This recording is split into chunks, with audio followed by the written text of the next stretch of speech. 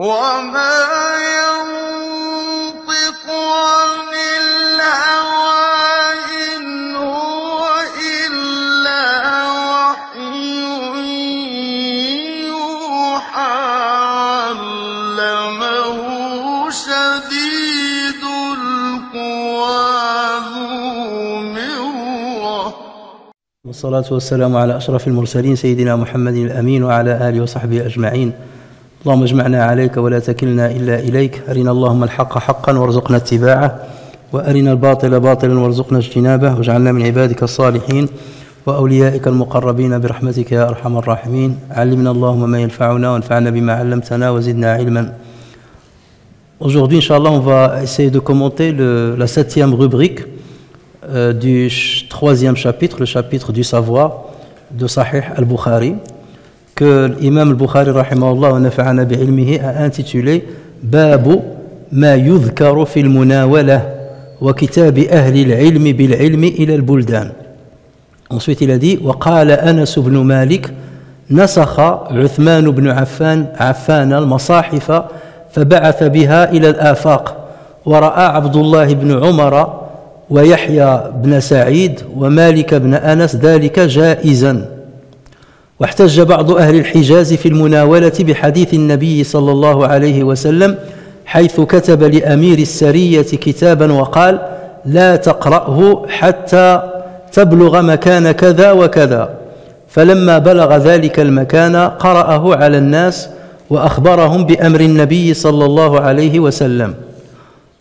Ensuite, il cite le hadith 64 qui est numéroté le 58e dans le Tajrid Sarih de l'imam Zabidi, et dans lequel il dit rahimahullah حدثنا إسماعيل بن عبد الله قال حدثني إبراهيم بن سعد عن صالح بن كيسان عن ابن شهاب يعني ابن شهاب الزهري عن عبيد الله بن عبد الله بن عتبة بن مسعود أن عبد الله بن عباس رضي الله عنهما أخبره أن رسول الله صلى الله عليه وسلم بعث بكتابه رجلا وأمره أن يدفعه إلى عظيم البحرين، فدفعه عظيم البحرين إلى كسرى، فلما قرأه مزقه، فحسبت أن ابن المسيب قال فدعا عليهم رسول الله صلى الله عليه وسلم أن يمزقوا كل ممزق.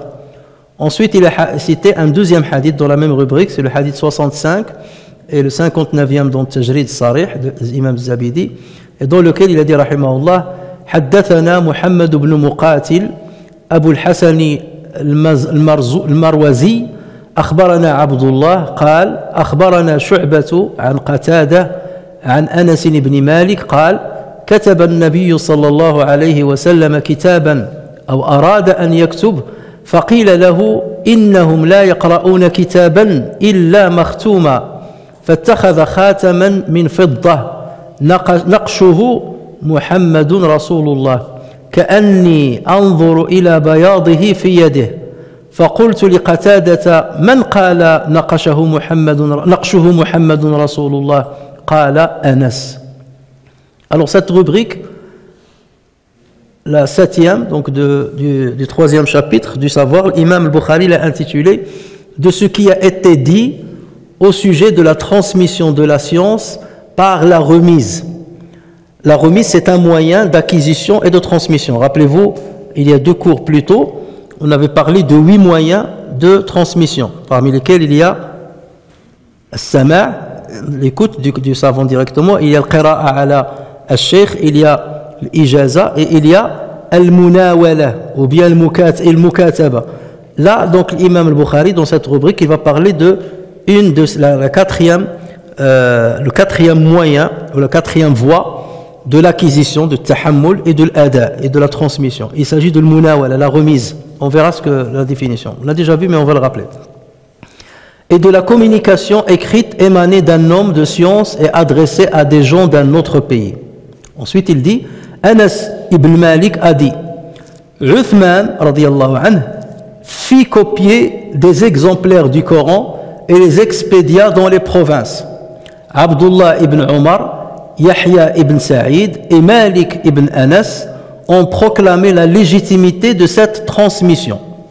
Ensuite, il dit certains savants du Hijaz, alors le Hijaz c'est quelle région? Mecca, entre Mecca et Medina, le Hijaz. Donc certains savants du Hijaz ont tiré argument en faveur de la transmission par remise, ça veut dire le munawala. Ils ont voulu prouver que c'est un bon moyen de transmission. Où est-ce qu'ils ont tiré leur argument? Des instructions écrites que le prophète sallallahu alayhi wa sallam a données au chef d'un escadron en l'invitant à n'en prendre connaissance qu'après être arrivé à un endroit précis. Quand le chef de cet escadron fut arrivé à l'endroit mentionné, il lut les instructions à ses troupes et leur apprit ce que le prophète sallallahu alayhi wa sallam ordonnait. Donc là, il fait allusion à un hadith, à un événement qu'il va citer dans le hadith qui va suivre.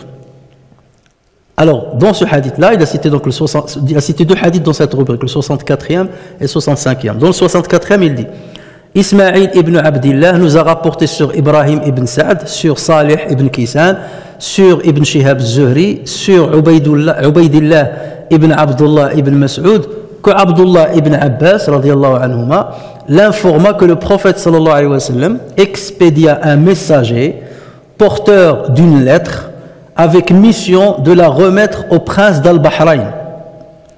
Ce prince envoya cette lettre à Khosroès, Kisra, à Khosroès, qui, après l'avoir lu, la déchira. Et l'imam Zuhri qui rapporte ce hadith-là, sur Ubaydillah ibn Abdullah ibn Mas'ud, donc l'imam Zuhri, il dit, si je ne me trompe, dit Ibn al-Musayyib, ajoute le prophète sallallahu alayhi wa sallam en apprenant la nouvelle, maudit ces gens, c'est-à-dire les Persans, en disant qu'eux aussi soient mis en 1000 pièces. Puisque Khosroès a déchiré le message du prophète sallallahu alayhi wa sallam, donc le prophète sallallahu alayhi wa sallam a invoqué Dieu contre les Perses tous. Mais on verra qu'il, dans une autre version, le prophète sallallahu alayhi wa sallam a invoqué Dieu contre Khosroès lui-même. Ensuite, il cite le hadith 65, dans lequel il dit Muhammad ibn Muqatil nous a rapporté sur Abdullah, sur Shu'ba, sur Qatada, que Anas ibn Malik lui fit le récit suivant. Le prophète sallallahu alayhi wa sallam adressa une lettre ou voulut en adresser une. C'est Anas en fait qui a douté. On lui dit ceux à qui tu écris ne lisent jamais une lettre à moins qu'il ne soit marqué d'un sceau, à moins qu'il soit tamponné d'un sceau, marqué d'un sceau. C'est alors que le prophète sallallahu alayhi wa sallam fit usage d'un sceau d'argent sur lequel étaient gravés ces mots: Muhammad, l'envoyé de Dieu, Muhammad Rasulullah.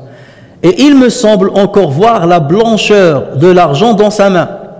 Et Shu'ba, le narrateur de ce hadith, dit: j'ai demandé à Qatada qui a dit que les mots gravés sur le sceau étaient Muhammad Rasulullah. Il me répondit: c'est Anas. C'est-à-dire c'est Anas qui nous a rapporté que c'était cette phrase qui était gravée dans le sceau du prophète sallallahu alayhi wa sallam. Donc ça c'est l'énoncé de la 7e rubrique et on va essayer de commenter chaque passage à part.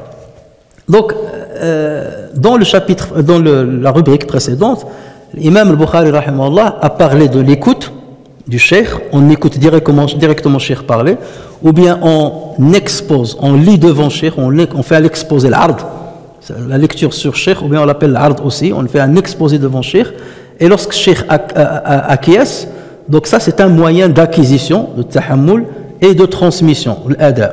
هذا اسمه يعني طريق للتحمل والأداء. Donc maintenant l'imam al-Bukhari va nous ramener des arguments à travers lesquels il va nous prouver qu'il y a un autre moyen valide de transmission du savoir, d'acquisition et de transmission du savoir.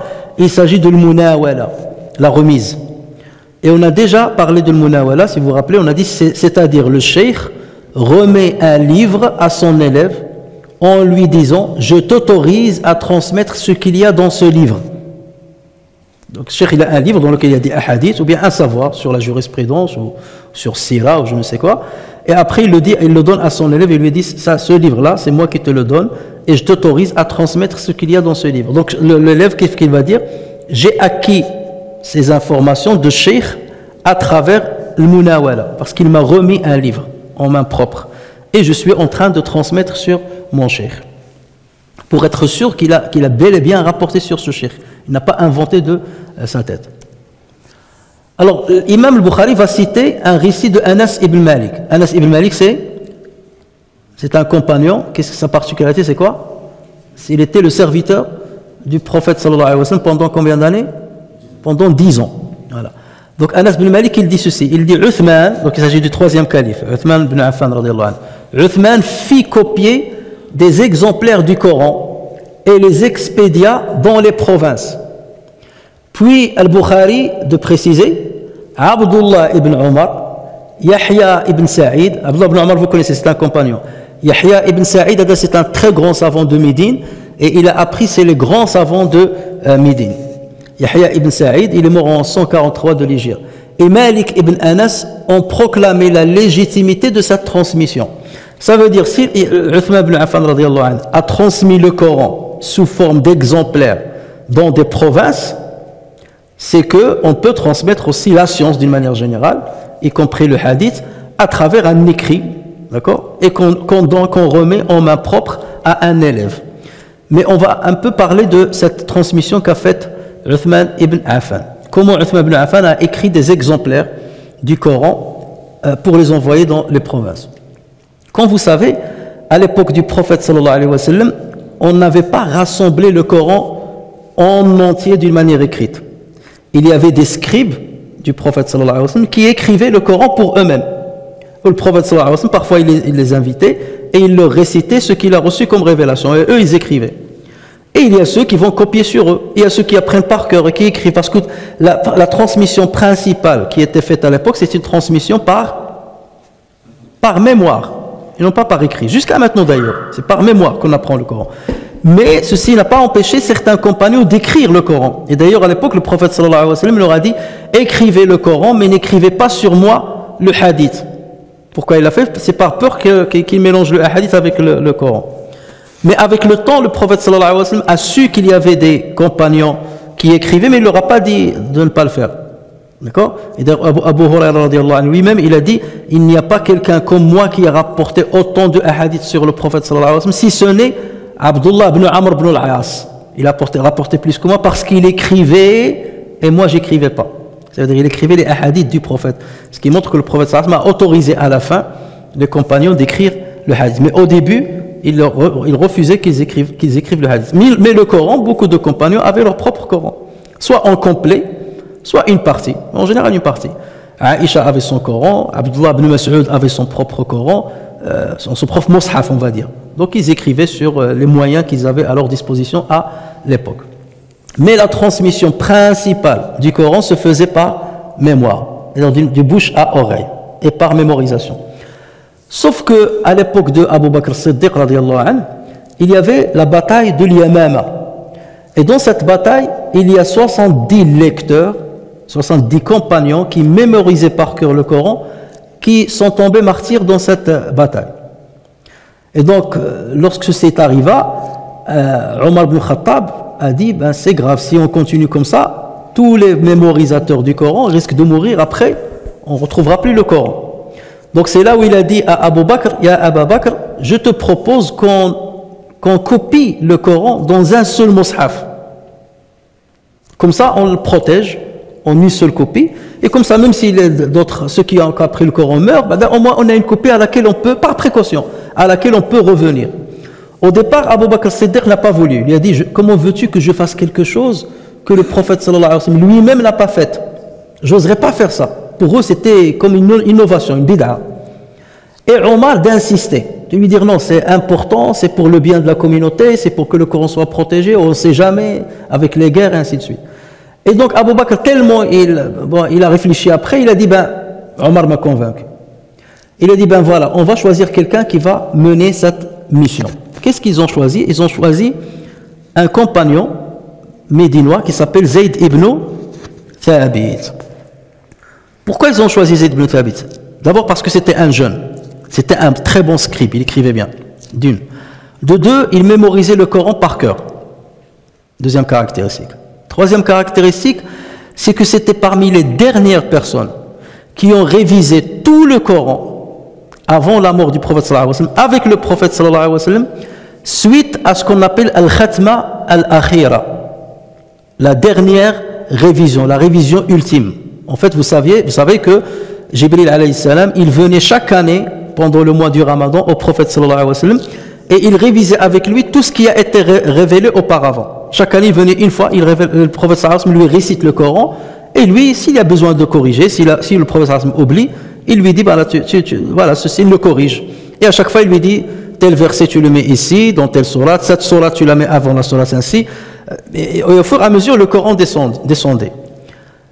L'année où le prophète sallallahu alayhi wa sallam allait mourir, quelques mois avant sa mort, c'était le mois du Ramadan. Et Jibril alayhi salam est descendu par 2 fois. Enfin, par 2 fois, il descendait toutes les nuits. Mais le prophète sallallahu alayhi wa sallam a récité le Coran sur Jibril alayhi salam 2 fois dans le même mois. Et ça présageait quoi? La mort du prophète sallallahu alayhi wa sallam, c'est la fin. Donc il l'a révisé avec lui 2 fois. C'est ce qu'on appelle al-arda al-akhira ou bien al-khatma al-akhira. La révision ultime. D'accord? La révision ultime, c'était la plus importante. Pourquoi? Parce que c'est dans cette révision-là qu'on savait les versets qui ont été abrogés, qu'il ne faut plus prendre en compte. Qu'on savait l'ordre exact des sourates et l'ordre aussi des versets.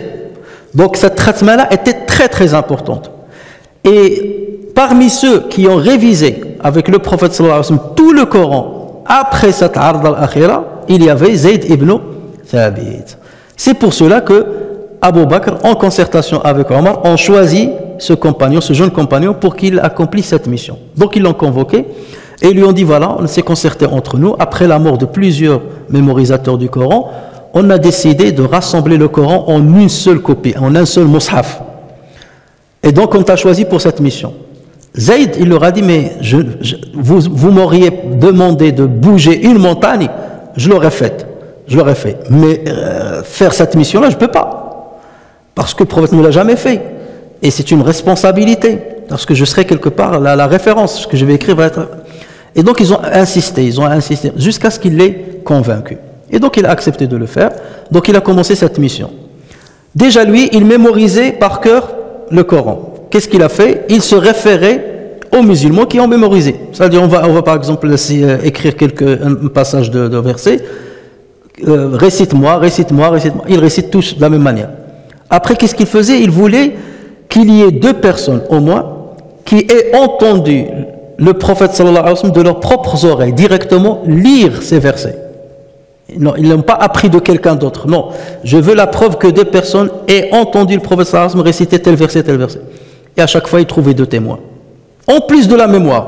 Donc déjà, ceux qui ont mémorisé, ils donnent, ou surtout les jeunes, et plus les témoins qui ont entendu le prophète directement réciter ces versets. Et c'est comme ça qu'il a commencé à consigner tout le Coran selon l'ordre de l'Khatma al-Akhira.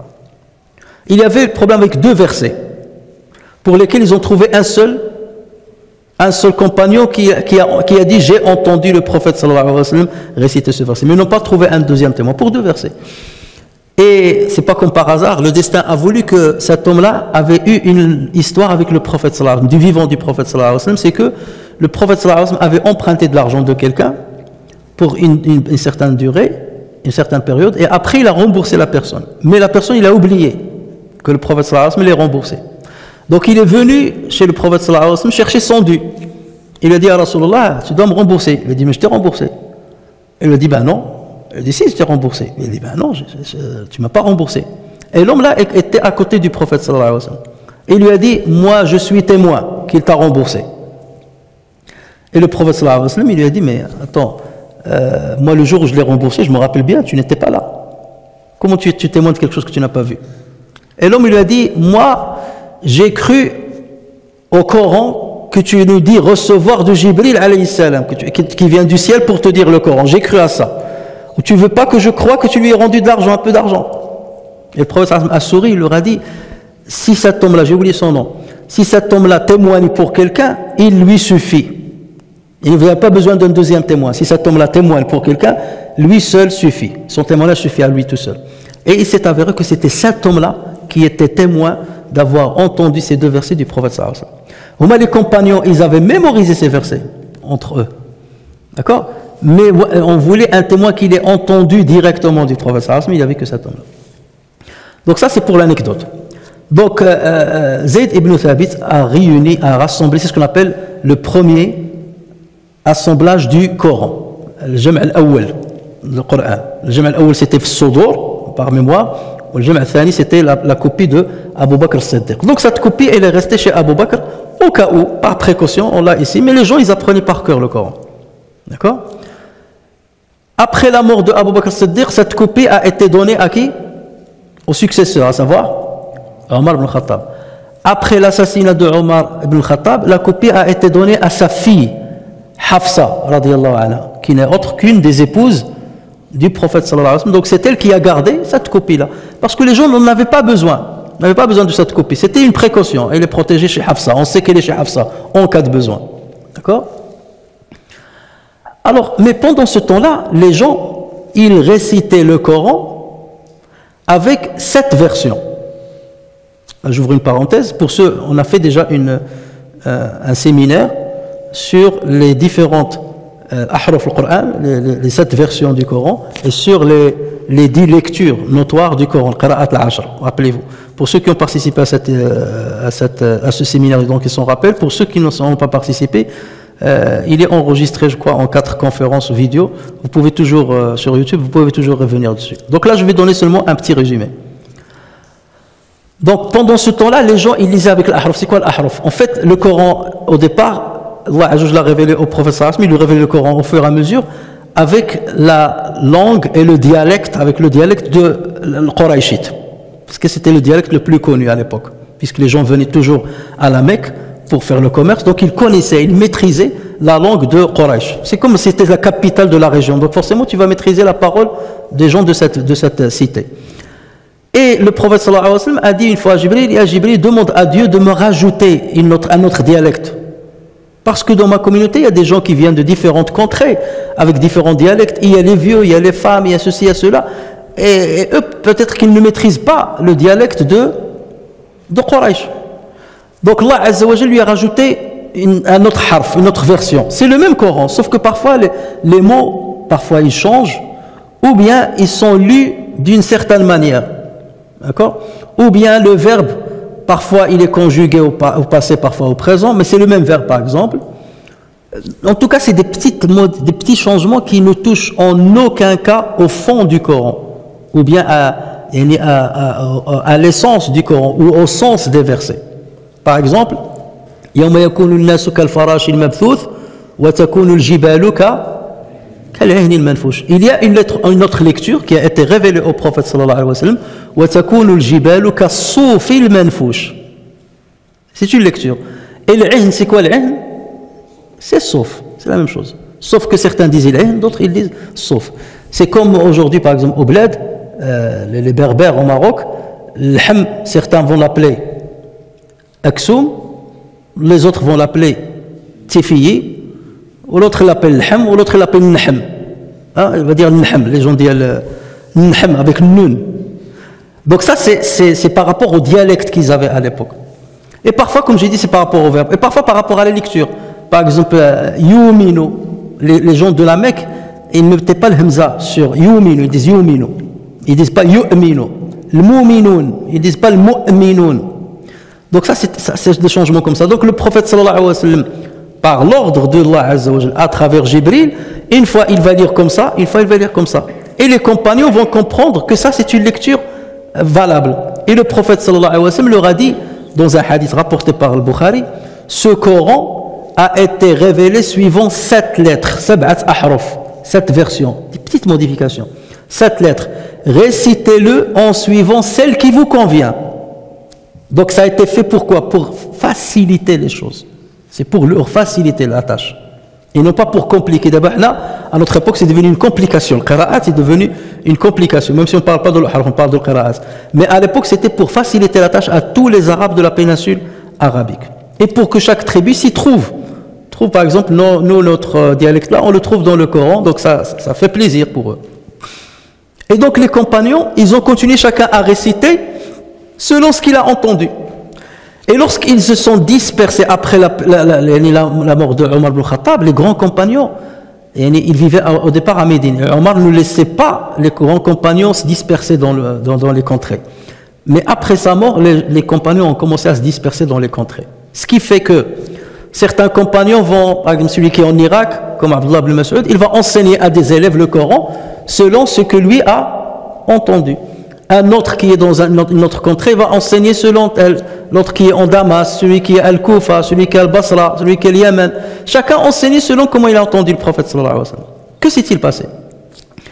Lorsque les musulmans ont commencé à conquérir certains, dans des expéditions militaires à Azerbaïdjan, dans l'Asie, les musulmans venaient de toutes les contrées.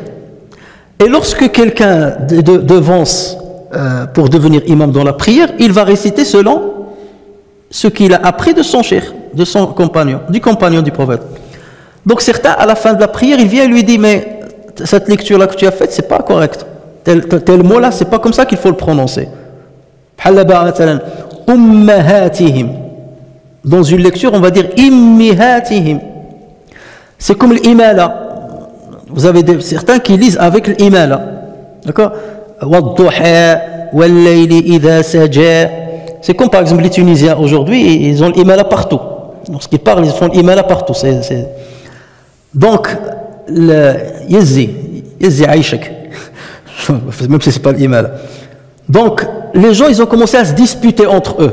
Non, mais moi j'ai entendu Ibn Abbas dire ceci, moi j'ai entendu Abdullah Ibn Mas'ud dire cela. C'est pas comme ça qu'il a récité tel compagnon. Et donc les disputes ont commencé.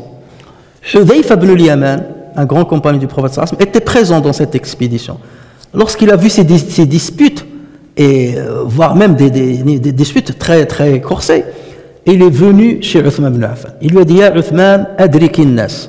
Attention, les gens sont en train de se disperser et de se quereller concernant le Coran. Chacun lit de sa manière et tout ça. Donc il faut trouver une solution. D'autant plus qu'il y a beaucoup de monde maintenant, des non-arabes, non-arabophones, non-arabes, qui entrent en islam. Donc chacun apprend à sa manière et chacun critique l'autre. Nous, en tant que compagnons, on savait que le Coran a été descendu selon cette version. Mais les nouveaux, ils ne savent pas. Donc chacun va critiquer l'autre. Donc il faut qu'on trouve une solution pour réunir tous les musulmans autour d'une seule lettre. Pas forcément lecture, d'une seule lettre. Il y a une différence entre lettre et lecture, donc je ne vais pas rentrer trop dans le détail. Mais en tout cas, selon une seule lettre peut-être, ou là selon un seul exemplaire en tout cas. Il ne faut pas dire lettre, pour être plus précis. Donc Uthman ibn Affan radiyallahu anhu, c'est la décision qu'il a prise. Il s'est concerté avec des grands compagnons, et il leur a dit, on va écrire une nouvelle version du Coran, une nouvelle copie du Coran, et cette copie-là va être la copie universelle. La copie à adopter. Et on va la copier en plusieurs exemplaires. Et chaque exemplaire, on va l'envoyer à une province. Et à partir d'aujourd'hui, tous ceux qui veulent écrire le Coran ou enseigner le Coran, ils se basent sur cet exemplaire, ces exemplaires-là, qui sont les mêmes. D'accord? Et tous ceux qui avaient un mushaf qu'ils avaient rédigé eux-mêmes, qu'ils le brûlent. Comme ça, on ne va pas traîner avec nous les divergences là, génération après génération. Comme ça, on unifie tous les musulmans autour d'une seule version, d'une seule lettre. Ça, c'était une décision très, très, très courageuse à prendre. Et certains disent, suffisait à Uthman seulement cette décision pour dire que sa khilafa était exemplaire, rien que pour cette décision. Parce qu'il a unifié tous les musulmans et à jamais autour d'un seul exemplaire du Coran qu'on a jusqu'à aujourd'hui. D'accord? Mais c'était une décision qui demandait beaucoup de dextérité dans la préparation de ces copies. Donc, Uthman ibn Affan, qu'est-ce qu'il a fait? Il a dit, on va convoquer encore une fois Zayd ibn Thabit, parce que c'est lui qui a rédigé la première copie. D'accord? Sauf que cette fois-ci, je vais mettre avec lui un comité de 3 Qurayshites. Lui, il est médinois. Je vais mettre avec lui 3 Qurayshites. En l'occurrence, Abdullah ibn az-Zubayr, Saïd ibn al-As et Abdurrahman ibn al-Harith radiyallahu anhu.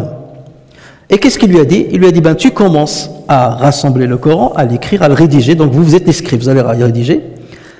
Et là, il leur a demandé une chose d'intelligent. Il leur a dit, vous allez essayer de mettre les mots, là où il y a des divergences, où il y a plusieurs versions, mettez le mot qui regroupe le maximum de lettres.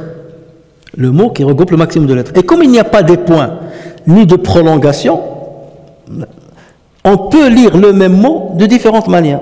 Par exemple, Ummahatim, on va écrire Ummahatim, mais il n'y a pas de ponctuation ni rien. Donc la version avec laquelle on lit Ummahatim, on va continuer de lire Ummahatim. D'accord? Et la version, le harf avec laquelle on lit immihatihim, on va lire immihatihim. D'accord? Mais l'écriture, elle est la même. Le hamza, ou le mim, ou le ha, ou le ta. D'accord? Et il en est de même pour le reste. Yu'minu, on va écrire l'ya, ou le waw, ou le mim, ou le nun. Certains vont lire yu'minu, d'autres vont lire yu'minu.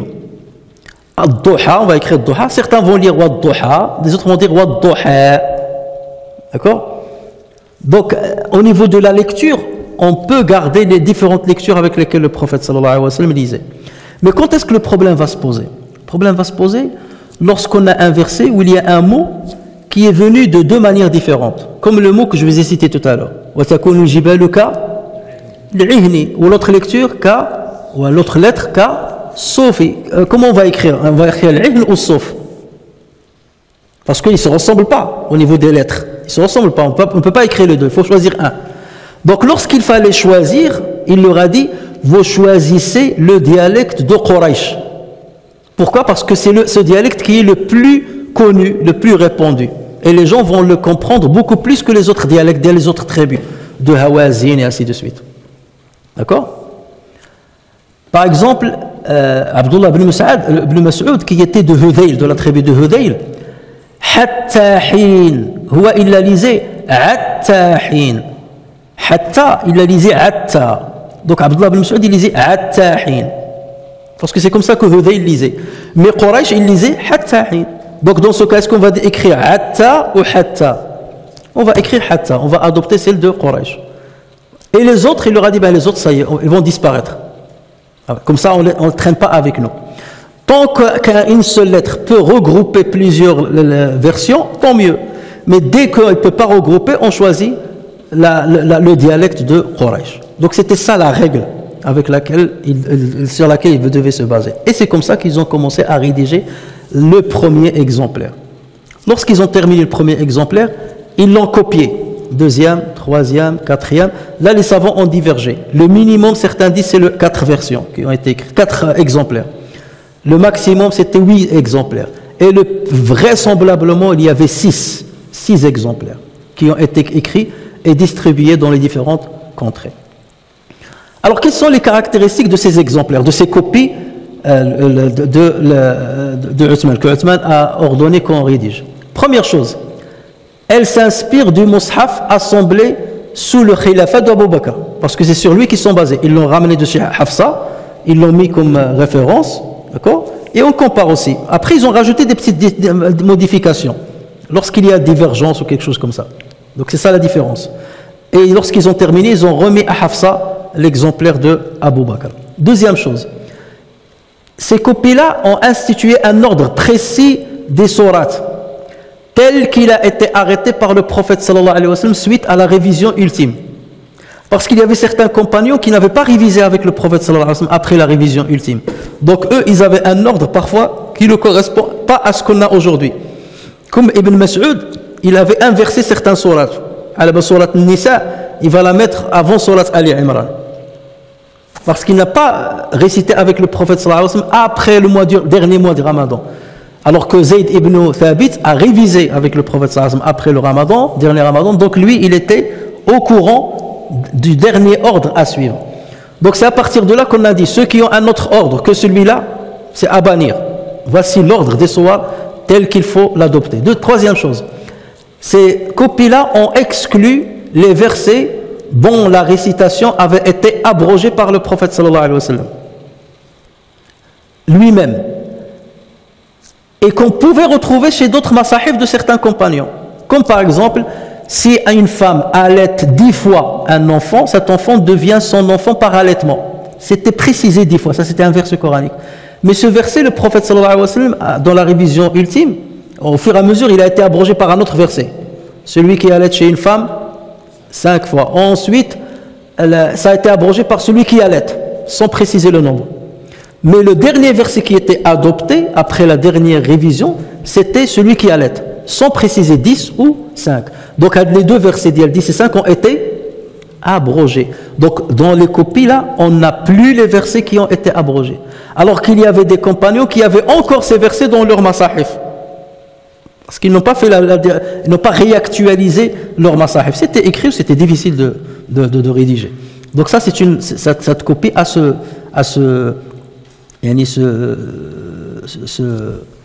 cette caractéristique d'éliminer les versets qui ont été abrogés. Quatrièmement, elles ont exclu aussi les commentaires que certains compagnons écrivaient dans leur propre mushaf.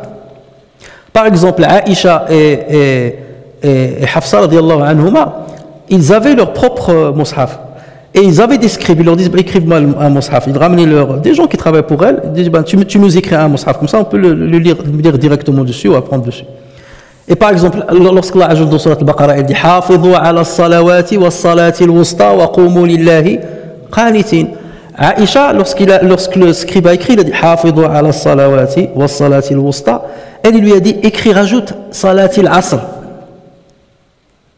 Rajoute cette précision, parce qu'elle a dû entendre le prophète sallallahu alayhi wa sallam dire que c'est salat al-asr. Donc il a écrit sur son mushaf. Mais elle sait que ce n'est pas un verset coranique, c'est elle qui a rajouté ce commentaire. Il s'agit de salat al-asr. D'accord? Salat al-asr. Donc cet ajout-là, elle sait qu'il l'a ajouté.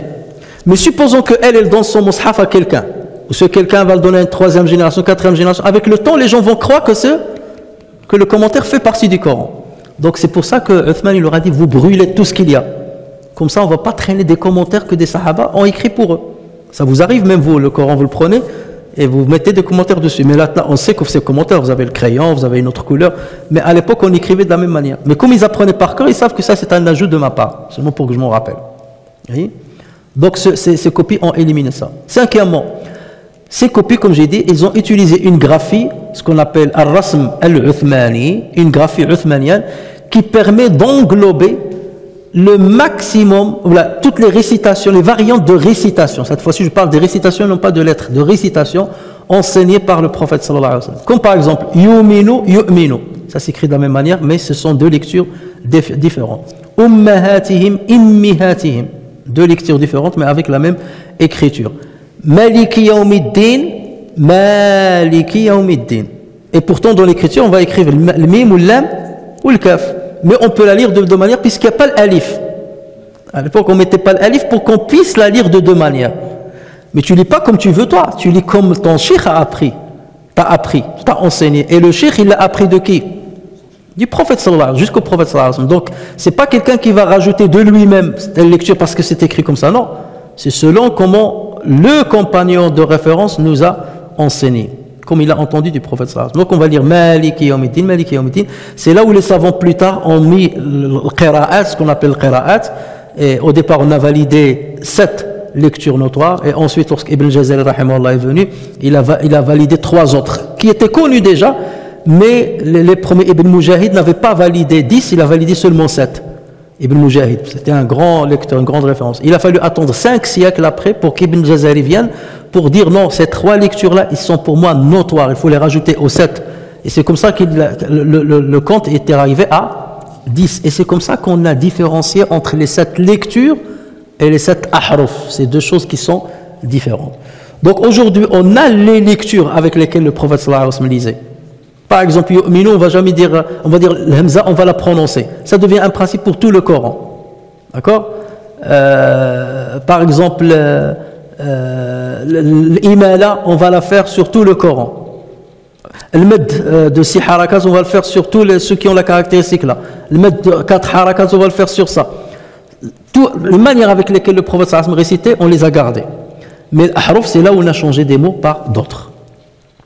Et ça, c'est la 6e caractéristique, c'est que cette graphie permettait d'englober le plus grand nombre possible de variantes de l'ahruf. Pas tous, parce que ce n'est pas possible. Comme Sofi le Manfouch, on ne pouvait pas l'intégrer. Donc celle-là, elle va être éliminée. Et donc on les englobait tant que ça n'a pas été abrogé par le prophète sallallahu alayhi wa sallam, suite à la dernière révision. Et comme j'ai dit, les variantes qui ne pouvaient pas englober dans la graphie uthmanienne plusieurs lettres ont été abandonnées. C'est comme at-tahin, on a gardé seulement at-tahin. C'est comme kal-ihni al-manfouch, on a gardé et on a éliminé kas-sofi al-manfouch. Et il y a plusieurs exemples comme ça. Mais les savants, ils connaissent tous ces détails-là. C'est ça ce qu'il faut que vous compreniez. les spécialistes, ils connaissent tous ces détails-là. Ils n'ont rien perdu parce que ça se transmettait de savant à savant. Les spécialistes, ils connaissent ça. Et ceux qui viennent, par exemple, prendre ce que je suis en train de dire pour dire, pour jeter l'anathème sur le Coran, où est-ce qu'ils ont appris déjà qu'il y a ça? C'est chez les musulmans. C'est les musulmans qui ont écrit ça dans leur livre. Donc les orientalistes, lorsqu'ils ont découvert ça, ils ont dit, ah ben, on peut critiquer le Coran, qu'il y a un problème. Alors qu'il n'y a pas de problème. Les savants, ils ont tout consigné. C'est les savants qui ont écrit ça. C'est pas quelque chose que vous avez découvert. Là, on cache rien. On n'a rien à cacher. Et le Coran qu'on lit aujourd'hui a été lu par le prophète sallallahu alayhi wa sallam de A à Z. Par contre, il y a d'autres lectures, d'autres versions qui ne sont pas parvenues aujourd'hui, qui ont été éliminées. Mais la manière avec laquelle on lit, le prophète sallallahu alayhi wa sallam a lu avec. D'accord? Donc on a moins que ce qu'il y avait à l'époque du prophète sallallahu alayhi wa sallam. Pourquoi Uthman ibn Affan a fait ça? Parce qu'il a dit, à la base, le Coran était sur un seul harf. Et donc les autres harfs qui sont venus, c'est seulement pour l'enrichir. Parce que le prophète sallallahu alayhi wa sallam le demandait, c'était pour un besoin, puisqu'il y avait beaucoup de tribus. Maintenant qu'il n'y a plus beaucoup de tribus, on n'a pas besoin d'avoir autant de versions.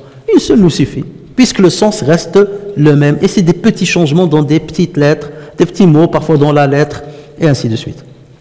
Par exemple, yundhiru, tundhiru. Mais l'écriture est la même. Yundhiru, tundhiru.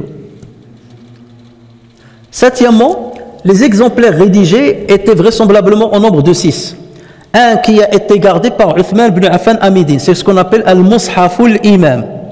Et on dit que c'est celui, là il y a divergence entre les savants, certains disent c'est lui que récitait Uthman ibn Affan lorsqu'il a été poignardé. Et c'est sur ce mushaf là, cet exemplaire là, que son sang est tombé. D'autres ils disent non, cette version elle était à part, mais il avait son propre mushaf. C'est lui qui a été touché par son sang. Là il y a une divergence entre les savants, mais vraisemblablement celui qu'il a gardé pour lui, c'était le Mushaf al-Imam, la première copie qui a été rédigée. Une autre copie a été envoyée à Damas. Une troisième copie a été envoyée à Koufa. Une quatrième copie a été envoyée à la Mecque. Une cinquième copie a été envoyée à l'Égypte. Une sixième copie a été envoyée à Al-Basra. Là où il y a divergence, c'est que certains disent qu'il y avait 2 autres copies. Une envoyée à Al-Bahrain et une qui a été envoyée au Yémen. Et ça en fait 8. Voilà. 4 sur lesquels il n'y a aucun doute et les 4 autres sur lesquels les savants divergent. Mais vraisemblablement, il y en avait 6. Et donc, l'imam al-Bukhari, pourquoi là, toute cette introduction-là, pour vous montrer pourquoi al-Bukhari a pris cet argument dans ce chapitre-là. Il a dit que Uthman ibn Affan a rédigé des exemplaires qu'il a donnés à des émissaires qu'ils ont transmis dans les différentes provinces. Donc là, il s'agit de l'munawala, la remise. Il leur a remis une copie et il leur a dit ramenez-la dans tel pays, c'est là dans tel pays. C'est le munawala. Et on s'est basé sur ces copies. Donc on a le droit, les savants ont le droit d'écrire des copies de hadith ou bien d'une science particulière et de remettre ça à leurs élèves. Mais bien entendu, ils ne vont pas le donner à l'élève le plus paresseux. Forcément, ils vont donner aux meilleurs élèves. Il va dire, je te donne ça, transmets ça sur moi après ma mort, lorsque tu vas dans un autre pays. Et donc c'est comme ça qu'on protégeait le savoir des savants d'une génération à une autre. Donc voilà pourquoi l'imam Bukhari a ramené cet argumentaire. Mais lui, il ne va pas rentrer dans les détails, il a dit, Uthman a distribué, donc ça c'est une preuve qu'on peut l'utiliser pour d'autres éléments de savoir. Ensuite, l'imam Bukhari a dit, certains savants du Hijaz ont tiré argument sur la question de la remise, le munawala, en faveur de la transmission par remise, des instructions écrites que le prophète sallallahu alayhi wa sallam a données au chef d'un escadron en l'invitant à n'en prendre connaissance qu'après être arrivé à un endroit précis. Quand le chef fut arrivé à l'endroit mentionné, il lut les instructions à ses troupes et leur apprit ce que le prophète sallallahu alayhi wa sallam ordonnait. Alors de quoi s'agit-il? En fait, 17 mois après le hijra, le prophète sallallahu alayhi wa sallam a envoyé un escadron ou bien un contingent de 8 personnes. Certains disent 12. Il y a divergence entre les savants, les narrateurs. Soit 8, soit 12. 12 compagnons pour une mission secrète. Il leur a dit, je vais vous envoyer pour une mission secrète et je ne vais pas vous mettre au courant. Et il a mis à leur tête Abdullah ibn Jahsh. Abdullah ibn Jahsh, c'est le cousin maternel du prophète sallallahu alayhi wa sallam. C'est le frère de Zaynab bint Jahsh, l'épouse du prophète sallallahu alayhi wa sallam. Et lui, il est mort en l'an 3 d'Hégire. Donc il a dit, c'est toi qui sera à la tête de cet escadron. Tiens, ceci c'est une lettre que j'ai fait rédiger. C'est parce que le prophète n'écrivait pas. Il a demandé à un scribe de rédiger cette lettre. Il lui a dit, cette lettre, tu la gardes fermée et tu vas aller vers la direction de la Mecque avec ton escadron. Après 2 jours de marche, tu ouvres la lettre pour découvrir ce que j'ai écrit dedans. Et tu lis ce qu'il y a dedans à tes compagnons. Et tu leur dis, voilà la mission que nous donne le prophète sallallahu alayhi wa sallam. Si vous acceptez de m'accompagner, vous êtes le bienvenu. Si vous n'acceptez pas, vous revenez. Mais ne les force pas. D'accord? Donc, Abdullah ibn Jahsh s'est exécuté. Et donc, après 2 jours de marche, il a ouvert la lettre du prophète sallallahu alayhi wa sallam. La lettre, c'est... Pourquoi l'imam Bukhari cite cet événement? Le Munawala. Il lui a donné une lettre. C'est le Munawala. Ce qu'il y a dedans, c'est des informations que je t'ai transmises. Donc, puisque c'est moi qui te l'ai donné, donc tu peux le transmettre, ça devient comme si c'est moi qui ai donné des instructions.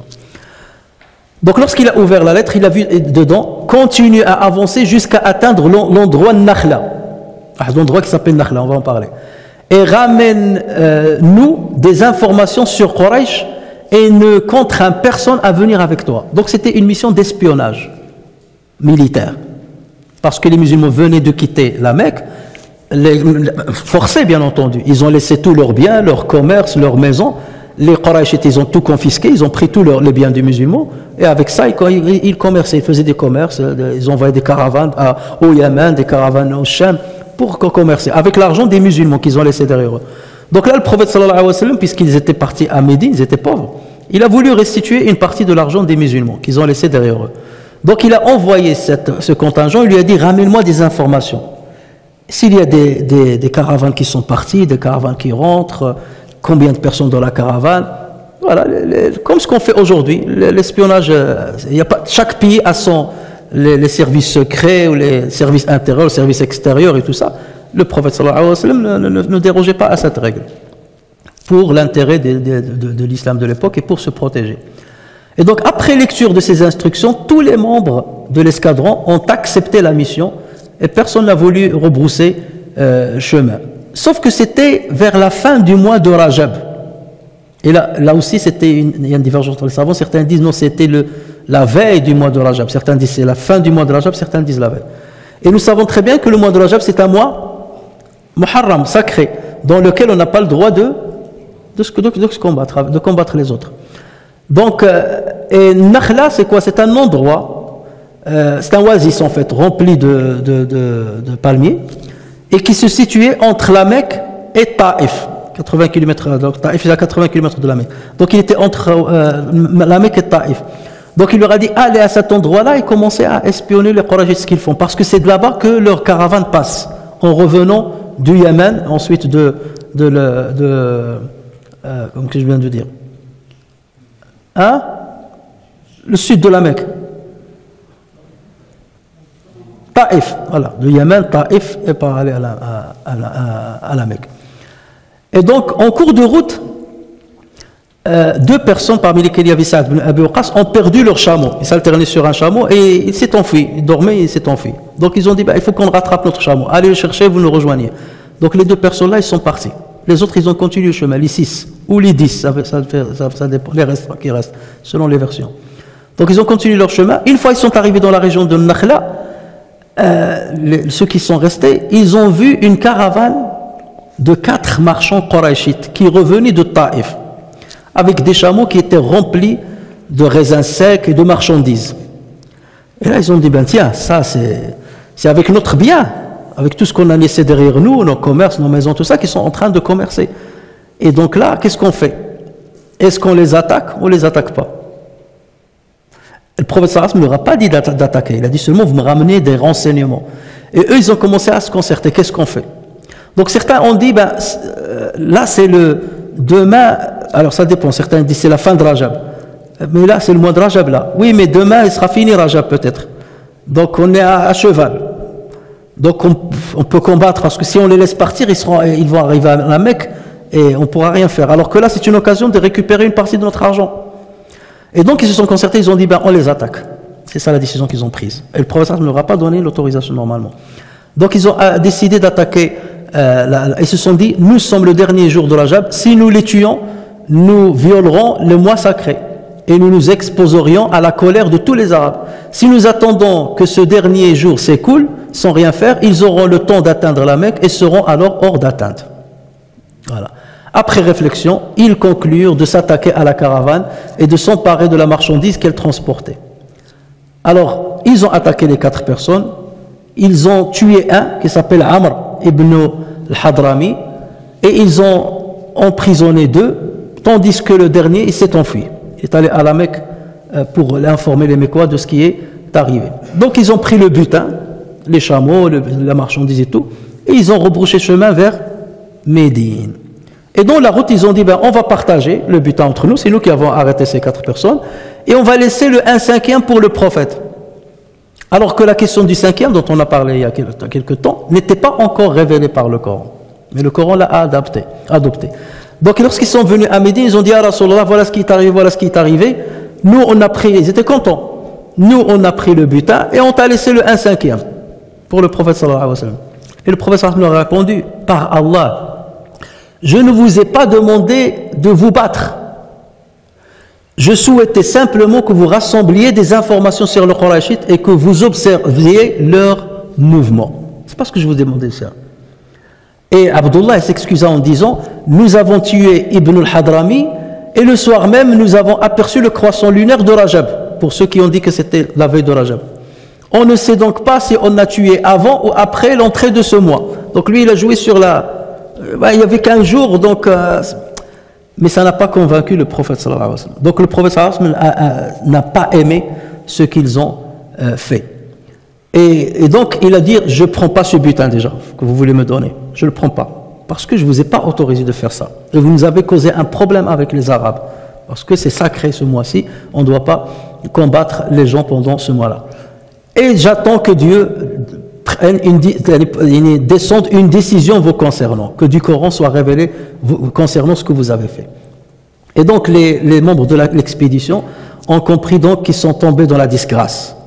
À tel point d'ailleurs que les compagnons ont commencé à les bouder. Ils ne leur parlaient pas. Parce qu'ils leur ont dit, vous avez commis un péché et vous nous avez causé un problème avec les Arabes. Donc beaucoup de gens ne leur parlaient pas. Donc imaginez la situation dans laquelle ils étaient.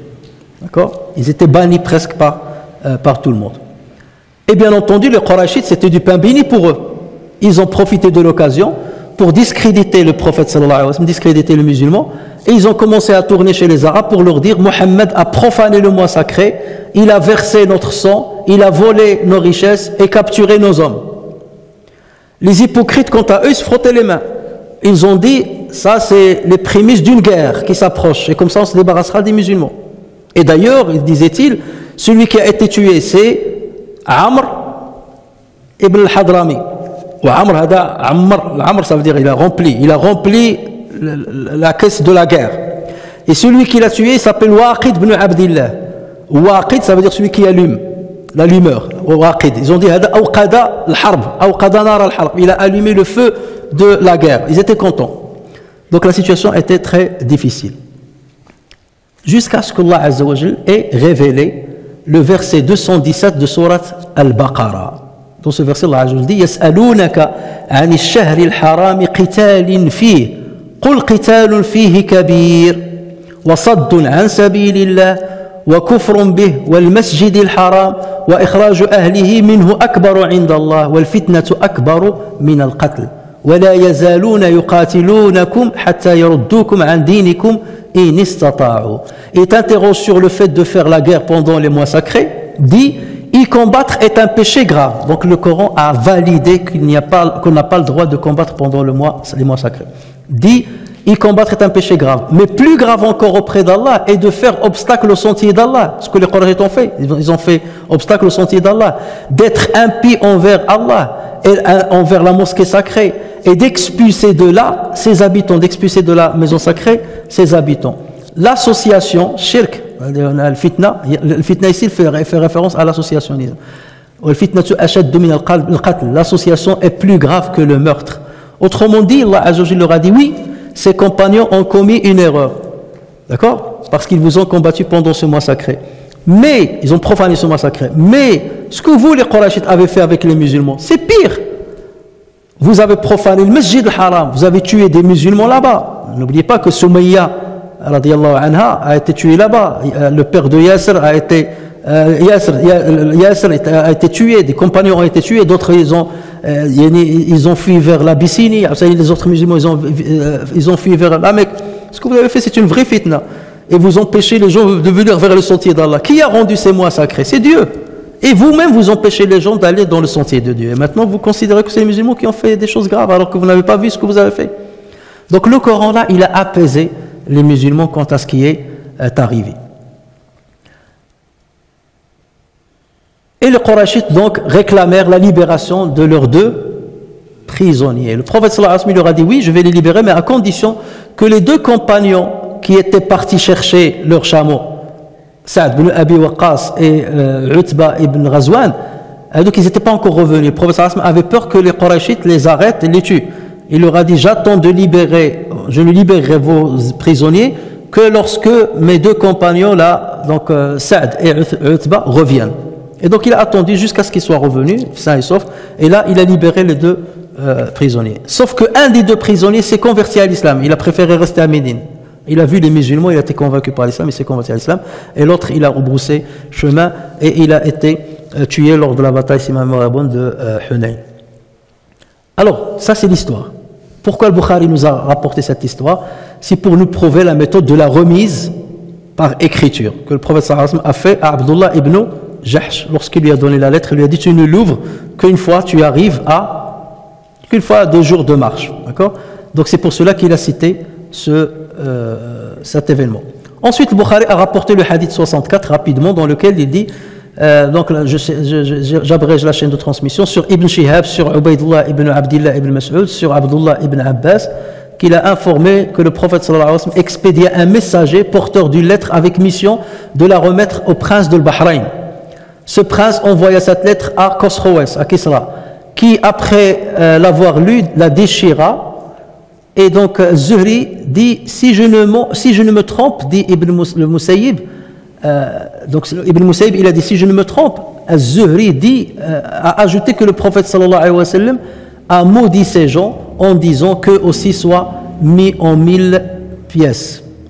Alors en fait, le prophète sallallahu alayhi wa sallam, il avait l'habitude à partir d'un certain moment, à Médine, il a commencé à envoyer des lettres aux gouverneurs, aux empereurs, aux chefs, aux princes des différentes provinces afin de les appeler à l'islam. Pour leur dire, voilà, je suis un prophète, j'ai été envoyé par l'islam, voici le Coran, voici ceci, voici cela. Je vous invite à embrasser l'islam et comme ça vos peuples vont vous suivre et comme ça on évite tout problème. Moi je suis venu en paix vous présenter l'islam. Et donc dans ce hadith, l'homme que le prophète sallallahu alayhi wa sallam expédia, c'est Abdullah ibn Hudhafa as-Sahmi radiyallahu anhu. Il lui a envoyé une lettre pareille, il lui a dit, tu la ramènes à Al-Bahrain, chez le prince de Al-Bahrain. Pourquoi Al-Bahrain? Parce que la lettre elle était adressée à Khosroès, hein, l'empereur des Perses. Mais le Bahreïn était proche de Médine, plus proche de Médine que l'Irak. Donc le Bahreïn était sous la domination, il était colonisé par les Perses. Donc il lui a dit, tu la ramènes au prince de le Bahreïn et qui doit la transmettre à son empereur Khosroès. Donc il a envoyé Abdullah ibn Hudhafa as-Sahmi. Abdullah, on disait, c'était parmi les compagnons qui étaient le plus plaisantin. Il aimait toujours rire, plaisanter et tout. Au point que certains, une fois, les compagnons ils sont venus se plaindre de lui auprès du prophète sallallahu alayhi wa sallam. Ils ont dit, ah Rasulallah, Abdullah ibn Hudhafa, il plaisante beaucoup, dis-lui d'arrêter. Et il leur a dit, da'ouhu fa innahu yuhibbullaha wa rasulahu. Laissez-le parce qu'il aime Dieu et son prophète. Ouais, il aimait comme ça rire. Une fois, le prophète sallallahu alayhi wa sallam, il l'a envoyé dans un petit groupe, une petite expédition. Et donc, en cours de route, il leur a dit, qui est votre chef? Gallo, c'est toi. Ou Gallo, Allah Aziz, qu'est-ce qu'il dit? Ati'u Allah wa ati'u Rasula wa ulil amri minkum. Je suis ulil amri, Gallo. Donc, si je vous donne un ordre, Gallo, on doit t'obéir. Gallo, d'accord, allumez le feu. Ils ont allumé le feu. Gallo, jetez-vous dans le feu. Qu'est-ce que tu dis? Il a dit, jetez-vous dans le feu. Et ils ont commencé, Gallo, ati'u ulil amri minkum. Et certains, ils ont voulu oser. Au dernier moment, non, je rigole, je ris. Il avait cette manière de plaisanter. Mais pendant les situations du sérieux, il était sérieux. Une fois, il était dans une expédition et ils ont été arrêtés par des soldats de César, les soldats byzantins. Et ils ont emprisonné 80 personnes, à la tête desquelles il y avait Abdullah ibn Hudhafa. Et ils l'ont ramené chez César. Il leur a dit, c'est qui leur chef? Ils leur ont dit, c'est celui-là. Il l'a ramené, ce qui est utile, Abdullah ibn Hudhafa. Il lui a dit, écoute, c'est quoi votre religion? Il lui a expliqué la religion. Il lui a dit, écoute, je vais te proposer quelque chose. Tu apostasies ta religion et tu rejoins le christianisme. Et je te mets parmi les plus proches de moi, dans ma cour. Il lui a dit, jamais de la vie. L'autre, il ne savait pas ce que c'est que l'islam, en fait, ce que c'est que les musulmans. Il lui a dit, mais jamais de la vie. Ah bon? Donc il est passé à un autre système. Il a voulu le menacer. Il a dit, je risque de te tuer. Même si tu me coupes en petits morceaux, j'apostasierai pas l'islam. Il leur a dit, préparez une grande bassine et mettez de l'huile dedans. Et allumez-la. Et ils l'ont allumé. Jusqu'à ébullition. Et il leur a dit, prenez Abdullah et jetez-le dedans. Et il leur a dit, il n'y a pas de problème. Et il était shahid. Au moment où il voulait le jeter, il lui a dit, viens, reviens, viens ici. Tu veux que je t'épargne le feu? Il lui a dit quoi? Gale, apostasie ta religion, rentre dans le christianisme et je t'épargne. Gale, même si tu... Il a commencé à pleurer. Gale, quoi, tu as peur? Gale, non, j'aurais espéré avoir 100 âmes, 100 vies. Et que tu me tues la première fois et tu me retues la deuxième, la troisième, la quatrième, la centième fois et j'aurai la même position. Et là, César, il s'est senti humilié devant la cour. Donc, qu'est-ce qu'il a dit? Il lui a dit, bah, écoute, dans ce cas, je te libère, et pour partir la tête haute, je te libère, mais embrasse-moi la tête. Au moins que je l'humilie un petit peu devant les autres, embrasse-moi la tête. Il lui a dit, impossible, je ne t'embrasse pas la tête. Et il lui a dit, et si jamais je libère tes 80 compagnons? Elle lui a dit, si tu les libères tous, là, je t'embrasse la tête. Et il leur a dit, embrassez, c'est moi qui ai le dernier mot. Et donc Abdullah lui a embrassé la tête et il les a libérés tous, les 80. Et lorsqu'ils sont arrivés à Médine, les compagnons qui étaient avec lui ont raconté l'histoire à Omar. C'était à l'époque de Omar ibn Khattab. Et Omar ibn Khattab s'est levé et il leur a dit, Haqqun ala kulli muslimin an yuqabbila ra'sa Abdillah ibn Hudhafa wa ana awwalu man yaf'al. C'est un devoir à ce que chaque musulman embrasse la tête de Abdullah ibn Hudhafa et je suis le premier à le faire. Il s'est levé, il a embrassé la tête de Abdullah ibn Hudhafa. Donc c'est pour vous dire, cet homme-là, elle plaisantin, comment il était. Donc lui, le prophète sallallahu alayhi wa sallam, il l'a envoyé au prince de Bahreïn qui s'appelle Al-Mundhir ibn Sawa. Et donc Al-Mundhir, il lui a dit, cette lettre, puisqu'elle est destinée à Khosroès, je vais t'envoyer avec des gens à Khosroès pour lui présenter cette lettre directement. Et donc il a pris la route jusqu'à l'Irak donc pour aller rencontrer Khosroès. C'était Khosroès II. En arabe, son nom, on l'appelle Abrouiz ibn Hormuz. Selon leur langue, c'est Abravezou, fils d'Orzmizd. D'Orzmizd, voilà. Si quelqu'un de vous cherche un prénom pour son fils, voilà, il peut s'en inspirer. Alors, une fois dans la cour de l'empereur, ce dernier demanda, donc il lui a dit, prenez de lui la lettre. Il lui a dit, non, le prophète m'a demandé de te la donner en main propre. Il lui a dit, d'accord, regarde la fierté. Il lui a dit, tiens, donne-la-moi. Il l'a prise, il l'a donné à un traducteur. Il lui a dit, lis-moi et traduis-moi ce qu'il y a dedans. Donc il a dit, min Muhammad ibn Abdillah, ila azimi al-force kada, aslim taslam. Et donc il a commencé à réciter. Et lorsqu'il a entendu ça, il s'est mis en colère. C'est qui ces bédouins qui viennent du fin fond du désert et commencent à me donner des leçons? Il a pris la lettre et il a commencé à la déchirer. Il s'est mis en colère, il a dit, sortez-le-moi. Ils l'ont sorti. Et le lendemain, lorsqu'il s'est calmé, il a dit, ramenez-moi l'émissaire. Ils l'ont cherché, ils ne l'ont pas trouvé. Abdullah, il a pris la fuite. Parce qu'il avait peur pour sa vie. Donc il a pris la fuite. Et donc lorsqu'il a raconté ça au prophète sallallahu alayhi wa sallam, le prophète sallallahu alayhi wa sallam, dans une version, donc il a dit, mahaqallahu mulka, que Dieu déchire sa royauté. La royauté de Khosroès. Et justement, c'était le dernier empereur des Perses. À l'époque de Omar ibn Khattab, l'empire perse, il a disparu à jamais suite à l'invocation du prophète sallallahu alayhi wa sallam. Alors donc le Bukhari fait référence à ce hadith pour montrer encore une fois que la méthode de la remise, munawala, est utilisée. Ou bien le mukataba. C'est quoi le munawala ici? C'est la lettre que le prophète sallallahu alayhi wa sallam a envoyée à Khosroès. Et ensuite, le Bukhari, enfin, a cité le 65e hadith. Ibn Shu'ba rapporte sur Qatada que Anas ibn Malik lui fit le récit suivant. Le prophète sallallahu alayhi wa sallam adressa une lettre ou voulut adresser une lettre. le narrateur, c'est Anas a douté, est-ce qu'il l'a déjà rédigé, rédigé, ou il voulait Ad la rédiger. En tout cas, le résultat est le même. On lui dit, ceux à qui tu écris ne lisent jamais une lettre à moins qu'elle ne soit marquée d'un sceau. Et nous sommes des bédouins, on n'a pas cette habitude d'avoir le sceau et tout ça. Ils lui ont dit, tu vas écrire à des empereurs qui ont des règles, qui respectent des règles. Et donc, la moindre des choses, c'est que tu prennes un sceau. Et c'est là où le prophète sallallahu alayhi wa sallam a demandé à ce qu'on lui fabrique un sceau dans lequel il a gravé Muhammadun Rasulullah, la deuxième partie de Ash-Shahada. Et donc, celui qui rapporte ce hadith-là, Anas ibn Malik, il dit, et il me semble encore voir la blancheur de l'argent dans sa main. Ça veut dire que le prophète sallallahu alayhi wa sallam portait bien cette bague, cet anneau. Il le portait parce qu'il a dit dans sa main. Ça veut dire qu'il ne l'a pas mis comme ça, il tamponné. Il le portait dans sa main.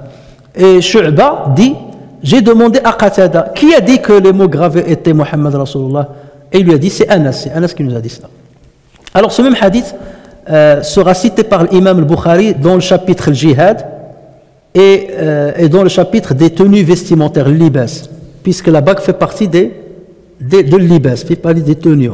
Donc il va citer ce hadith pour dire que les hommes peuvent porter une bague en argent, mais pas en or, alors que les femmes, ils ont le droit. Alors lorsqu'on dit que, donc comme je vous ai dit, le prophète sallallahu alayhi wa sallam, c'est pas lui qui écrivait, il demandait à ce qu'on écrive, donc ces lettres. Les gouverneurs byzantins refusaient de lire une lettre qui leur était adressée à moins qu'elle soit marquée d'un sceau. Pourquoi? Parce qu'ils avaient peur que la personne qui, soi-disant, leur ramène une lettre soit un simple espion. Donc c'est pour ça qu'ils n'acceptaient pas que quelqu'un vienne jusqu'à chez eux, que lorsqu'on vérifie que la lettre a été gravée par un sceau de quelqu'un qui est connu. C'est une lettre officielle.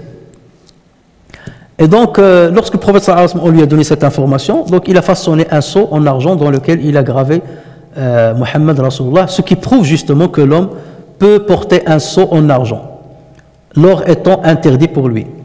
Et le prophète sallallahu alayhi wa sallam avait interdit de mettre la bague dans sababa, dans le doigt avec lequel on fait tashahhud. Ça c'est le prophète sallallahu alayhi wa sallam l'a déconseillé ou interdit.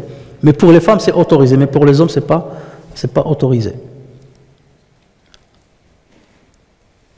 Et lorsque le prophète sallallahu alayhi wa sallam voulait accomplir ses besoins, il avait l'habitude d'enlever cette bague. Pourquoi?